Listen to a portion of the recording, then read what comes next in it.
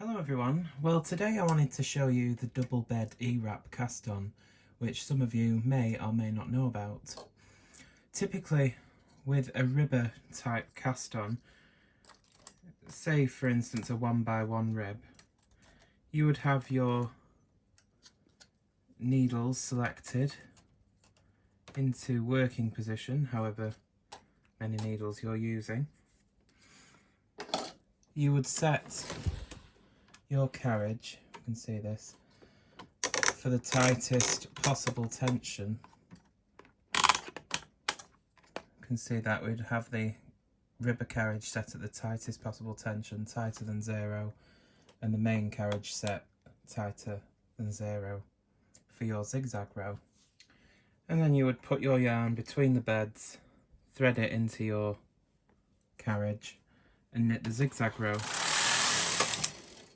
like that. So you can see we have a zigzag here. It goes from the main bed to the ribber, to the main bed to the ribber, to the main bed to the ribber. And then we would take our cast on comb that has the wire. We would put the comb up in between the beds, making sure we hang it level. Pull the wire out and put those teeth of the comb between that zigzag row.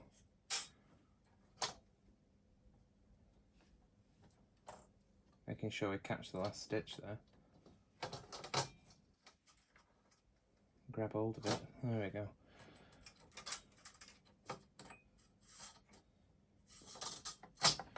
Okay.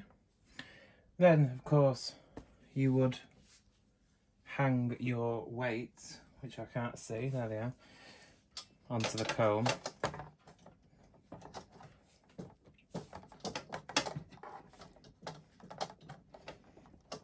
So you'd have your zigzag row in place, you'd hang your comb with the weights, and then we would set the carriage to knit circular rows. So now what we would typically do is we would set the tension a bit looser for the circular rows, probably 1 or something like that for this 4-ply. We would slip to the left on the main bed, and we would slip to the right on the ribber, and we would normally knit 3 or 5 rows. So the first row knits on the main bed,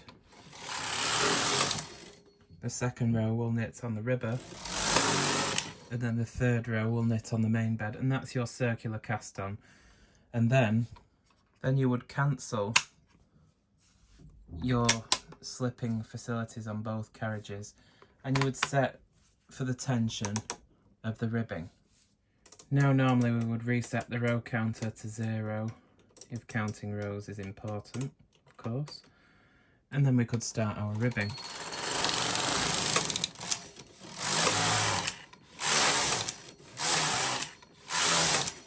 And this is what we get when we take it off the machine, this sort of wavy, ragged looking edge. It does look quite nice, the physical cast on edge.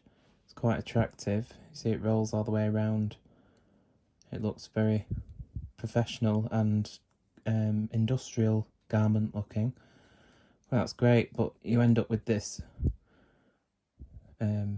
ruffly edge when the ribbing retracts back in, and that's because this edge isn't actually elastic. It's stretchy with the ribbing, but it doesn't stretch back with the ribbing, so it's sort of, because ribbing is elastic and this edge isn't, it doesn't retract back in with the rib, and it sort of makes a wavy edge. You can tame this by putting like the ribber wire, the ribber comb wire through that edge and steaming it, but not all yarns can be steamed, so unfortunately this isn't really ideal for every type of yarn, and it may not be the look that you want to go for. So what I'm going to show you is a double bed E-wrap cast on. So unlike the regular circular ribber cast on, for the double bed E-wrap cast on, the carriage on both beds is set plain, no buttons or dials changed, everything for plain knitting. And we set the tension for the tension that we're going to use for the ribbing. So that's one difference. We're not going to set the dials on the carriages tighter than 0 or anything like that. We're going to have it set for the main ribbing tension. But one thing to note is make sure that both carriages are set to knit needles in holding position or E position. D position if you're on a silver reed machine, which I'm not. So we want to select the needles that we're going to use into holding position or E position, D position, and do that on both beds. Bring them out to holding position. So the needles that we're going to cast on both beds are as far forward as they will go. So to get cast on with the double E-wrap cast on, we're just going to put the yarn down between the beds as normal. Now here I'm starting with a main bed needle on the edge here. I've got both end needles on the main bed in this case. You don't have to. You could have one on the main bed, one on the ribber, or both end needles on the ribber, it doesn't matter. The cast on will still work. But since I've got a main bed needle as my first needle here, I'm going to wrap that as normal, anti-clockwise, around that main bed needle. Bring the yarn up and wrap the yarn around the ribber needle clockwise. Bring the yarn down underneath the main bed needle and wrap it anti-clockwise around the main bed needle. Behind the ribber needle again, wrap it round clockwise. Yarn comes down again under the main bed needle, it wraps anti-clockwise. You get quite a rhythm going. Clockwise, ribber needle, anti-clockwise, main bed needle. Clockwise, ribber needle, anti-clockwise, main bed needle. The only thing you have to keep in mind with this double bed E-wrap cast on is that you don't wrap the yarn around these sinker posts on either of the two beds. And of course, just like a main bed, single bed E-wrap cast on, don't wrap the yarn too tightly, because it will prevent the carriage from knitting and it will also distort your edge. So we've gone out of shot here, so I'm just going to move the camera slightly so we can see what's going on.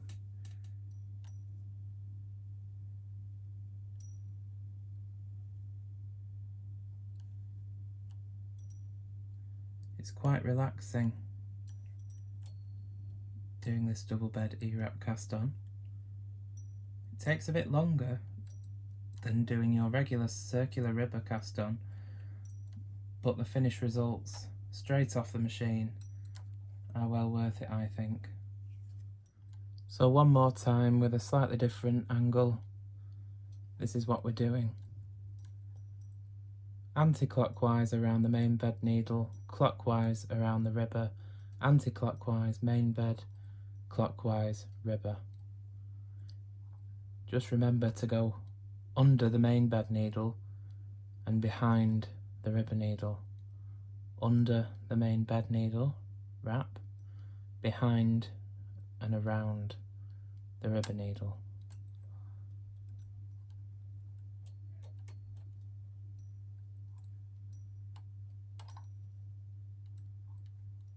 And this is how the double bed E-wrap cast on will look when it's been completed.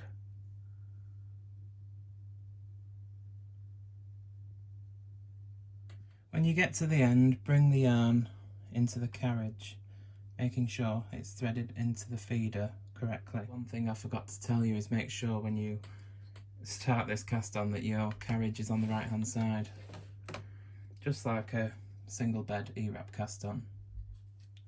So we've already got our carriages set on the correct tension, the carriages are both set plain, and both carriages are set to knit needles back from holding position.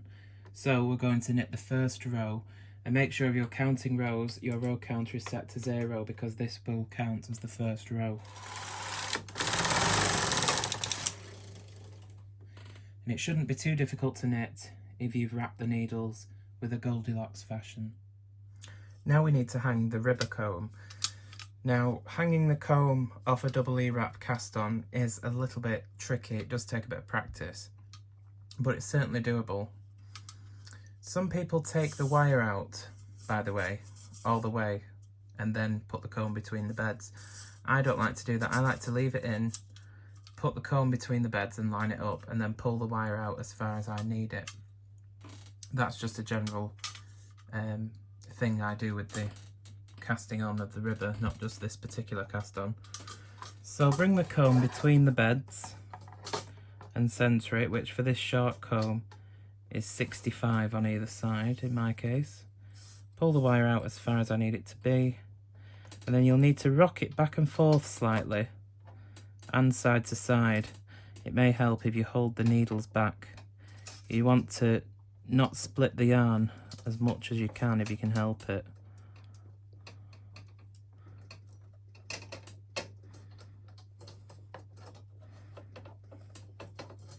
A little bit of splitting will happen because it's inevitable.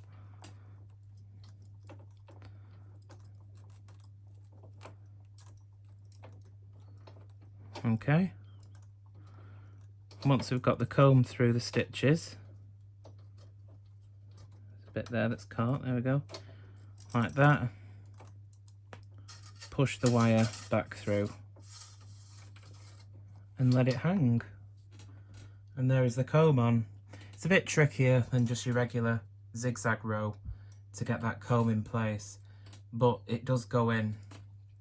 Just try and not split the yarn as much as possible, but it will split because of the bulk in there. So then we'll hang the weights exactly as normal.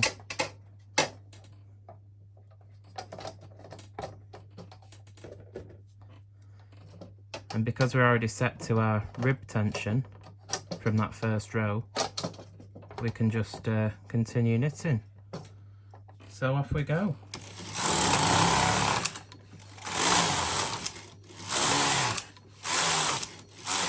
Now I've still left the wire on this comb just before I show you, because I want you to see just how it looks, this cast on edge, as soon as it comes off the comb.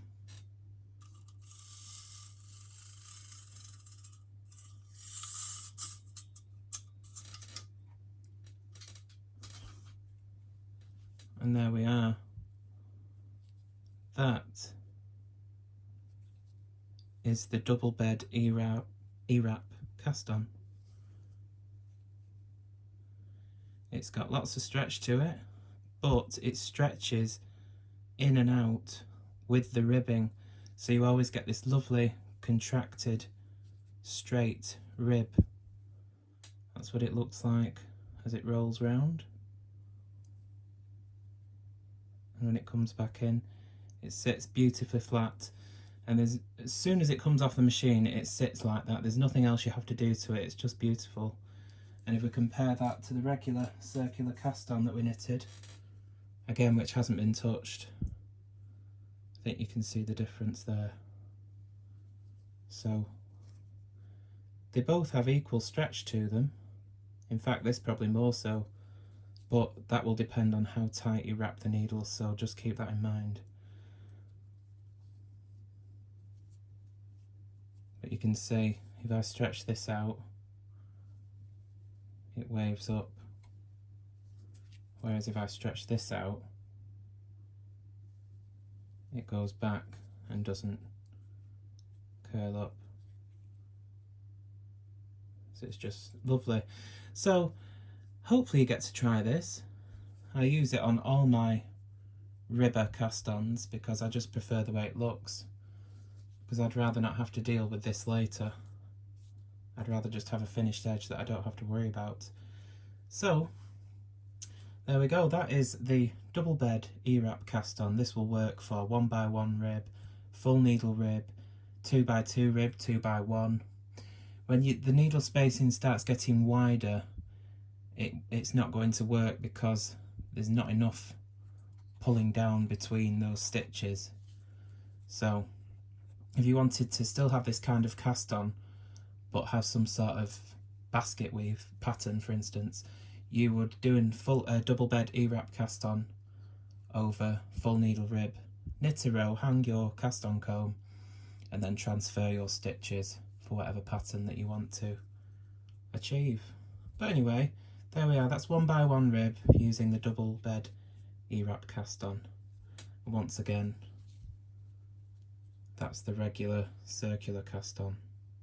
Both of these samples straight off the machine.